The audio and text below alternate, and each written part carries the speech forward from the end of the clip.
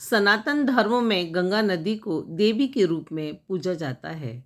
यही कारण है हिंदू धर्म में गंगा दशहरा का विशेष महत्व है। तो आइए सुनते हैं गंगा दशहरा से जुड़ी कथा। एक बार महाराजा सगर ने व्यापक यज्ञ किया। उस यज्ञ की रक्षा का भार उनके पुत्र अंशुमान ने संभाला। इंद्र ने सगर के यज्ञ अश्व का अपहरण कर लिया। यही यज्ञ के लिए विघ्न था। परिणामतः अंशुमन ने सगर की 60,000 प्रजा लेकर अश्व को खोजना शुरू कर दिया। सारा भूमंडल खोज लिया परंतु अश्व कहीं नहीं मिला। फिर अश्व को पाताल लोक में खोजने के लिए पृथ्वी को खोदा गया। खुदाई पर उन्होंने देखा कि साक्षात भगवान महर्षि कपिल के रूप में तपस्या कर रहे हैं। उन्हीं के पास महाराजा सगर का अश्व घास चर रहा है। प्रजा उन्हें देखकर चोर चोर चिल्लाने लगी।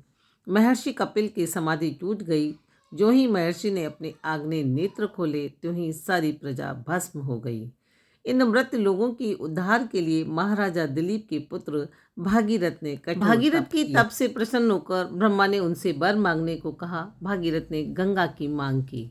इस पर ब्रह्मा ने कहा, राजन, तुम गंगा का पृथ्वी पर अवतरण तो चाहते हैं, परंतु क्या तुमने पृथ्वी से पूछा है कि वो गंगा के भार को और वेग को संभाल पाएगी? मेरा विचार है कि गंगा के वेग को संभालने के लिए शक्ति केवल भगवान शंकर में है। इसलिए उचित यही होगा कि आप भगवान शिव से अनुग्रह प्राप्त कर लें।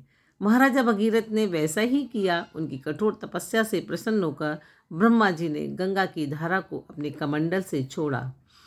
तब भगवान शिव ने गंगा की धार को अपनी जटाओं में समेटकर जटाएं बांध ली। इससे परिणाम ही हुआ कि गंगा को जटाओं से बाहर निकालने का पथ नहीं मिल सका। अब महाराज भगीरथ को और भी अधिक चिंता हुई। उन्होंने एक बार फिर भगवान शिव की आराधना में घोर तप शुरू किया। तब कहीं भगवान शिव ने गंगा की धारा को मुक्त करने का वरदान दिया। इस पर शिवजी की जटाओं से छूटकर गंगा जी हिमालय की घाटियों में कल कल निनाद करती हुई मैदान की ओर मुड़ी।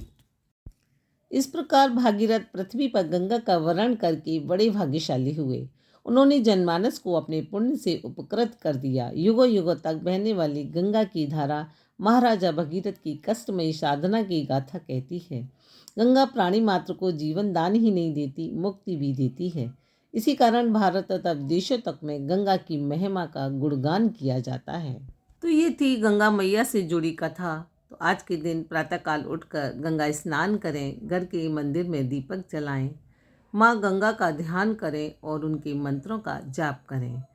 घर में गंगा जल छिड़कें और गंगा स्रोत का पाठ करें। माँ गंगा का स्मरण करते हुए दान करें। घर में रहकर ही गंगा माँ की आरती गाएं। गंगा दशहरा के दिन गंगा आरती करने से गंगा स्नान के समान ही पापों से मुक्ति मिल जाती है। इस दिन घर में माँ गंगा की आरती करने से नकारात्मक दूर होती है और शुभता का आगमन होता है। तो ये थी गंगा दशहरा से जुड़ी कुछ बातें। तो आई होप मेरा वीडियो पसंद आया तो लाइक एंड शेयर अवश्य करिए। तो मिलते हैं अगले वीडियो में, तब तक के लिए नमस्कार, धन्यवाद।